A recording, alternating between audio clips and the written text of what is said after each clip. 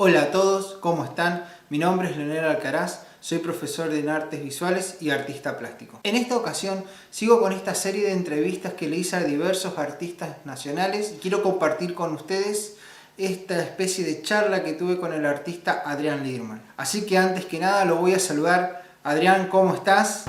Hola Leo, ¿cómo estás? Te saludo una mañana hermosa en Buenos Aires. Este es mi estudio. Contento de participar, Leo, gracias por la invitación y listo para pasar un buen momento entre artistas. Bueno, muchas gracias Adrián. Me gustaría que nos mostraras un poco cómo es tu taller y cómo se concreta esto de tu estudio, de tu arte, de lo que haces, de cómo te expresás. Así que vamos a empezar por el taller. Así que si nos querés mostrar un poco. Bueno, el estudio está en acción, en plena acción. Allá podemos ver a lo lejos el sector de música. Me gusta tocar todos esos instrumentos, bajo, guitarra, batería, piano. Estoy cantando mucho. Acá hay mucha acción también en la mesa de dibujo, donde boceto. Allá hay algunos cuadros en proceso, acá también. Y allá sí es el sector de pintura, donde el caos no se desordena jamás.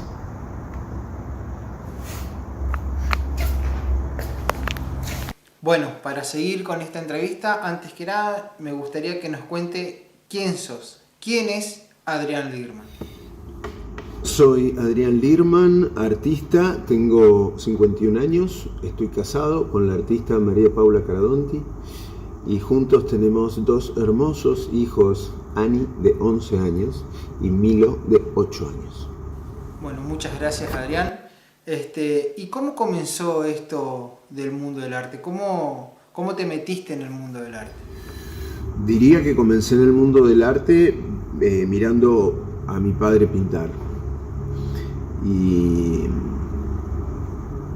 recuerdo los aromas del óleo, básicamente. Creo que entré en el mundo del arte a través del olfato.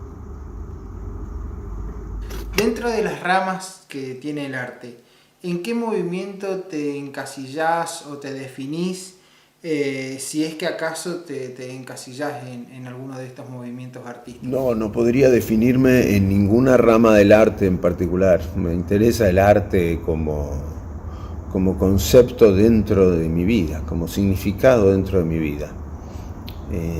Es lo que le da sentido a todo, se aplica a todo,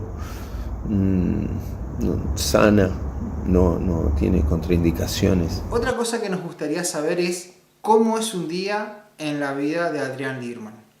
¿Qué te gusta hacer o qué haces? ¿Cómo es un día mío? Un día mío no difiere tanto, estamos en el abril del 2020 en cuarentena, no difiere tanto de los días habituales, tal como los conocimos hasta hace poco. Uno de los grandes objetivos de mi vida ha sido ser dueño de mi tiempo, no tener obligaciones, de manera que mis pulsiones y mis necesidades emocionales pudieran ser la materia prima de mi arte, en el momento en el que necesiten salir. Que la inspiración te sorprenda trabajando, decía Picasso, y un poco de eso se trata, de estar siempre disponible, en mi caso en este estudio, para crear. Si tengo ganas de hacer música, si tengo ganas de pintar, si tengo ganas de dibujar, como en esta gran mesa, si tengo ganas de leer, en fin, o de caminar por el parque. Ser dueño de mi tiempo, ese fue siempre mi objetivo y en tal caso mis días repiten ese patrón. Desde la primaria que dudé de esa obligación de tener que levantarme tan temprano y ser arrojado a las aritméticas, no lo entendí. Y de alguna manera me llevó a estos caminos que son libres de dominar el tiempo, pero a la vez implican un desafío enorme, porque no hay patrones, módulos, conductas repetidas. Hay que crear hasta el propio sistema de tiempo. Así que mis días tienen esa enorme libertad permanente. Y dentro de lo que es el hobby, ¿qué te gusta? ¿Qué música, qué película, qué serie sos de mirar o escuchar cuando no estás pintando o cuando estás pintando?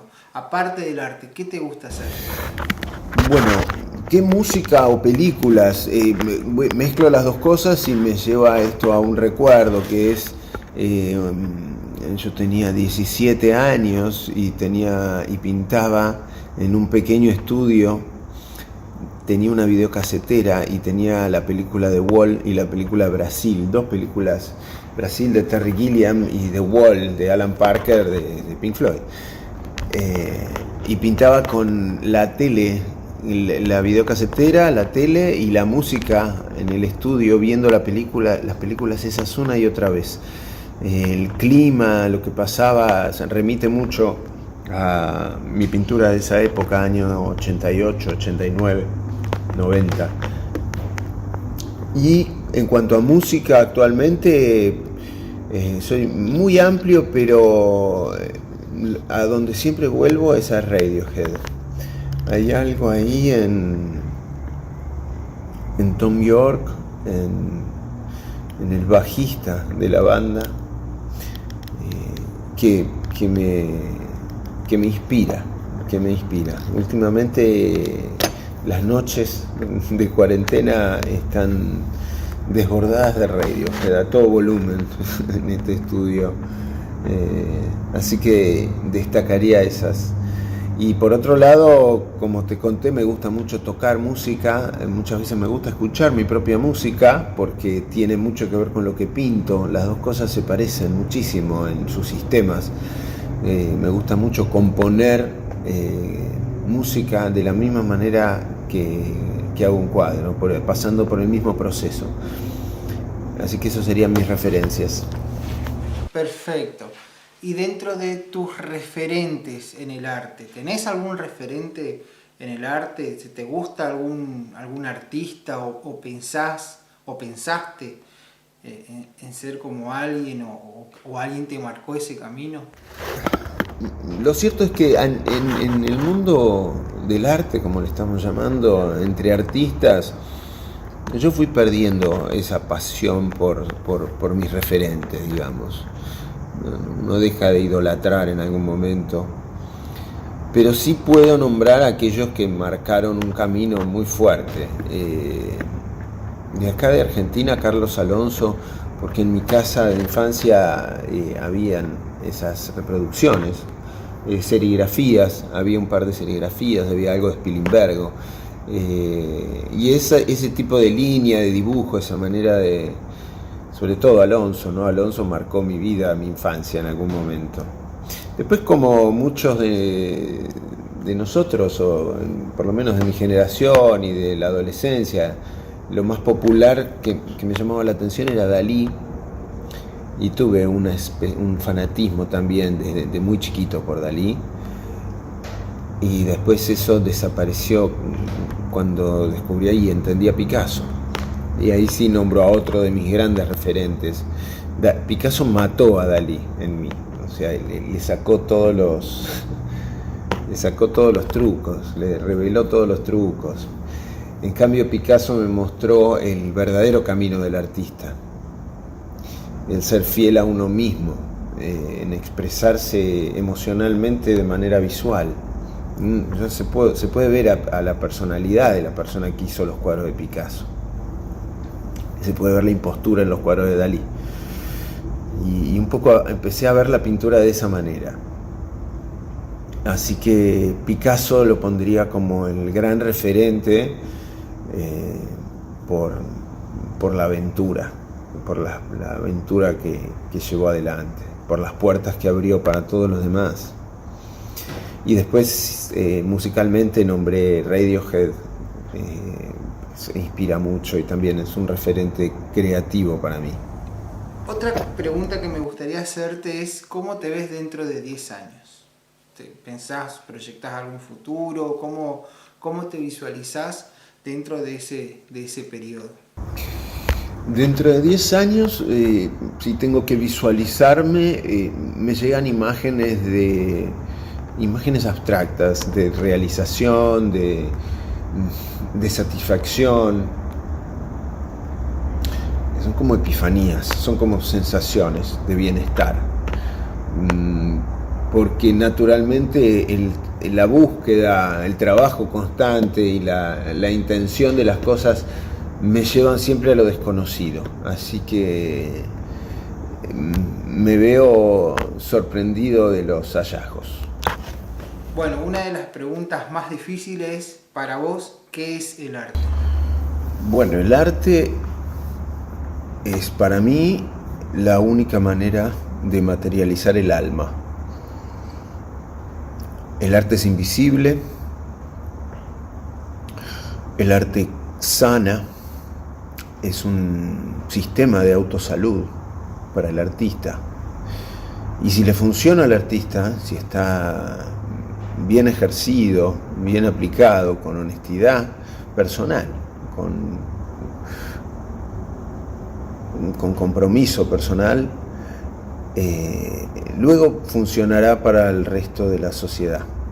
Entonces, el rol del artista en la sociedad es algo así como el médico de las emociones, el que se ocupa de enfrentarse con emociones profundas y liberarlas, y después comunicarse con los demás, y que los demás, a través de esa expresión del artista, también sanen, también se alivien, también se curen, sientan bienestar.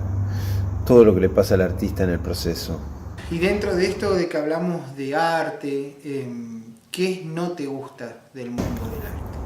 Del mundo del arte no me gusta cierta mentira, cierto engaño que hay hacia el público, que hace parecer las cosas más difíciles o complejas, sofisticadas, cuando en realidad son tonterías. Perezelli solía decir que hay una gran diferencia entre genio e ingenio, y en el último tiempo, en los últimos años, el arte contemporáneo, que ha traído enormes avances intelectuales dentro de la materia arte, también ha sido permeable a una cantidad enorme de impostores que venden gato por liebre, digamos.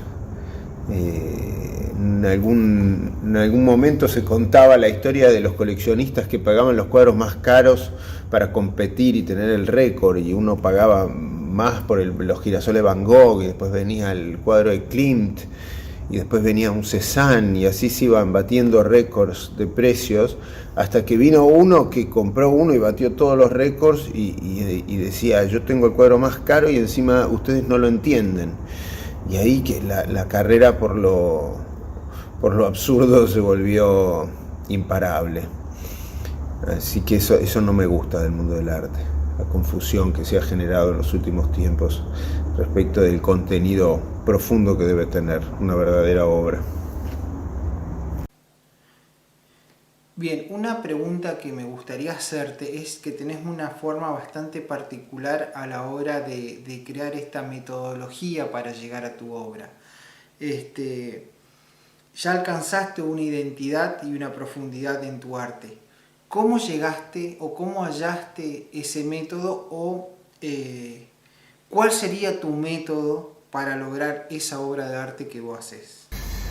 Bueno, el método que uso para trabajar es un proceso que descubrí de mucho ejercitar. Analizando el proceso de emoción-razón de las personas, noté que en la infancia, hasta los 8 o 9 años, los chicos son dominados por la emoción. La emoción es más importante que la razón. A medida que uno va creciendo, la razón opera sobre nosotros para que nos quieran, para que nos acepten. Entonces reprime de alguna manera los impulsos de la emoción. Si las emociones quedan atrapadas durante mucho tiempo o son emociones fuertes que tienen que liberarse, pueden causar síntomas. El callar esas emociones puede generar enfermedades. Mi trabajo como artista tiene que ver con eso, es un proceso de sanación. Entonces logré diseñar un pequeño método que suelo transmitir en mis cursos, en mis seminarios, que consiste en dividir las etapas, en volver a tener una instancia de pura emoción como cuando teníamos 8 o 9 años y realmente no nos importaba las órdenes y los mandatos de nuestros padres o de los adultos o del mundo de la sociedad, las órdenes de la sociedad.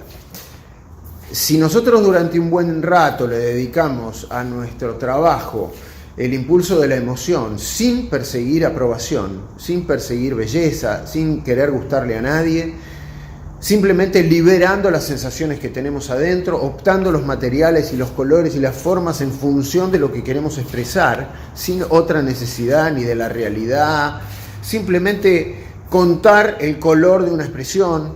Imaginemos que me siento completamente angustiado y deprimido y me sale un cuadro todo negro, una parte de la pintura toda negra. Mi razón dirá, no hagas eso que se vas a preocupar a tus seres queridos, digamos, a nadie le va a gustar, nadie lo va a comprar. Pero si yo le permito a mi emoción liberar esa instancia oscura, negra, densa, pesada, que seguramente a nadie le gustará, habré liberado mi síntoma. Esa primera mitad del cuadro ya carga con una gran identidad, con una fuerza poderosa que seguramente comunica con otras personas que tienen eso, pero no tiene la belleza. La belleza la da la razón, ahí sí viene la razón. La razón trabaja sobre la emoción y pregunta, ¿qué tengo? Un cuadro todo negro, ¿qué me falta? Luz, color, algo que guste, algo lindo. En la segunda instancia la razón opera para que nos quieran, para ser aceptados, para gustar a los demás, para vender el cuadro. Pero la podemos usar sobre la primera instancia, sobre ese fondo negro. Entonces, si sobre ese fondo negro hago un hermoso dibujo con una línea suave blanca, si tengo un cuadro todo rojo y hago 3 líneas verdes, o si tengo un cuadro con una composición muy, muy detallada, llena de información, pongo algo plano. Todas esas respuestas teóricas las da la razón, tienen que ver con la belleza que conocemos de la naturaleza. Si el árbol nace para un costado, la rama nace para el otro, y eso es equilibrio, es composición. En fin, todo ese proceso de dividir el trabajo en dos, de tener en un plato la emoción, en el otro plato la razón, y poder compensar y así lograr armonía. Solo podremos lograr armonía teniendo 2 cosas, no una sola cosa. 2 voces para lograr sonoridad armónica. Mi sistema un poco concluye en eso, en dividir los tiempos del trabajo y dedicarle una buena parte a la emoción y recién después ir en busca de la belleza y de la aprobación. Y como para ir despidiéndonos de esta entrevista, me gustaría saber si querés dejar algún mensaje a los que te están viendo o a algunos estudiantes que a lo mejor están comenzando en esto de dibujar y de pintar. ¿Qué mensaje le podrías dejar a esas personas que están del otro lado y que te están escuchando? El mensaje que pudiera dejar tal vez es asumir el arte como un compromiso personal, como un deseo de bienestar, una búsqueda de identidad, de sanación, de encuentro con uno mismo, de sorpresa, un recorrido riesgoso, digamos, de autoconocimiento, ser valientes. Cualquier hallazgo a nivel personal que surja por el camino del arte seguramente va a prosperar en el terreno de la sociedad. Para eso está un artista, digamos, para indagar sobre sí mismo como ser humano, ya que dispone del tiempo, y traer algunas fichas al rompecabezas de la humanidad que aporte alguna solución para las fichas circundantes. Bueno, además decir 1000 gracias por la paciencia, por el tiempo por las charlas que tuvimos previo a esta entrevista, por la metodología, ya que me estoy adentrando dentro de esto que es YouTube y hacer entrevistas. Así que bueno, muchas gracias por esta charla, por esta forma de participar y para apoyar tanto al canal y también para mostrar y compartir esto un poco de lo que es el arte de los argentinos, ¿no? El arte nacional, que por ahí no le dan el lugar que creo que merece. Así que bueno, muchísimas gracias, Adrián. Nos vamos a ver próximamente cuando todo esto de la cuarentena pase. Seguramente voy a tomar un viajecito a Buenos Aires. Así que bueno, muchísimas gracias. Y a toda la gente que está del otro lado, muchas gracias por ver este video. Ya saben que se pueden suscribir, les pueden dar a like, compartir este video, que nos va a ayudar un montón para seguir creando contenido. Así que bueno, nos vamos a ver la próxima semana en otras entrevistas o en otros videos referidos a lo que es el arte, el dibujo, técnicas y todas estas cuestiones que nos gusta o me gusta personalmente compartir con ustedes. Así que bueno, nos estamos viendo la próxima. Un saludo, nos vemos. Bueno, Leo, saludo final desde el estudio, contento, agradecido y promoviendo este proyecto que tenés de conversar y de estar entre artistas. Un abrazo fuerte de todo corazón desde Buenos Aires.